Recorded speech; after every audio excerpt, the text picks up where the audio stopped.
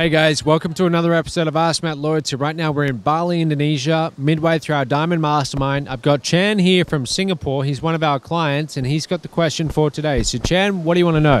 For the corporate employee like me, okay, it's a bit scary for me when I start doing business with a big investment in financial investment. So what would your advice for us how to get rid of those fears for All right, hang on.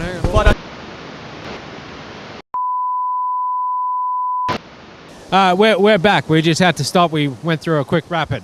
Okay, so your question was, someone's making that big investment and they've got a lot of fear around spending that amount of money on a business, could be any business. How do they get rid of the fear? Okay, that's a good question.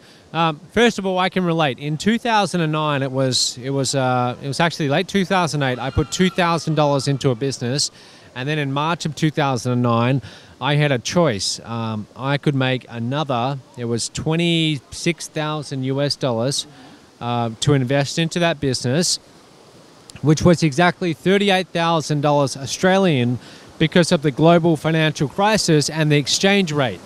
Whoa. And so that was every penny I had, and I must have been about 22 at the time. So I'd been saving up that money for a long time. So all up, I was looking at about a $40,000 investment. And that decision took me a little bit over a week. I really had to think about it. And truthfully, I was terrified. Because I kept on thinking, what if I invest all of this money? What if it doesn't work out? Could I really handle losing $40,000 in my life savings? So yeah, there was a lot of fear around it. But then I thought to myself, all right, 50 years from now, when I look back on this decision, would I regret actually taking the chance to go and build my own business and doing something that the ordinary masses might call crazy, but doing something that could potentially change my life forever? And I just thought to myself, you know what? If I make this investment, as long as I take the business very seriously, I think that I can make this work. So I went ahead and I sent the money, and I remember wiring the money to this guy, and I had to do it in over the course of a couple of weeks. And but every time I would send money, I would watch my account balance drain right down, and it got down to maybe about $1,000 left, and that was for food and rent. Now, one of the best benefits of spending that money is because prior to that, I had spent $2,000 into the business, and I treated it like a $2,000 business. And after spending the $40,000, suddenly I started treating it like a $40,000 business. I started taking it much more seriously. So I actually quit university. I quit all of my lawn mowing jobs that I had on the side. I quit everything so that I could focus 100% on my business. I wanted to just be mentally 100% focused on it, no distractions, no safety net. I didn't even want to have a safety net of some other income source. And truthfully, it took me a lot longer than I would have liked before I actually started getting sales. But here's the other truth. If I hadn't invested the $40,000, I doubt that I would have kept on doing it, because it would have been too easy to just walk away. Several months later, I could have said, oh, I've only invested, a couple $1,000s in this. I may as well just move on.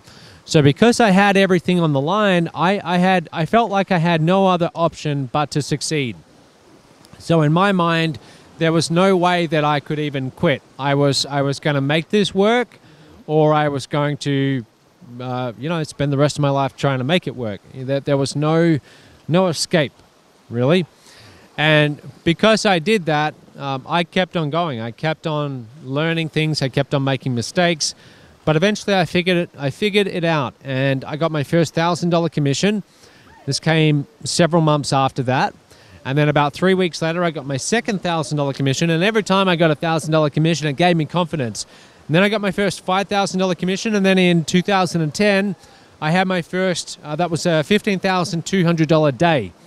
And once I started having those kind of results, then I felt really good, because I could say to myself and also to other people like family members who had really doubted that decision, I could say, look, you see, I was actually right. And now I can definitely say that when I kind of enjoy when people who doubted me in the very beginning and thought what I was doing was crazy and stupid, when they see that I've done well now, I enjoy that. Okay, so that's all I would say. The fear is always going to be there, but realize that you as the business owner, as the entrepreneur, you have complete control over what kind of ROI you get from that investment. So therefore, focus on improving your skills when it comes to getting results. Focus on improving your business education. Learn how to sell, learn how to market, learn how to run a business. The only way that you can ever fail is by quitting, okay?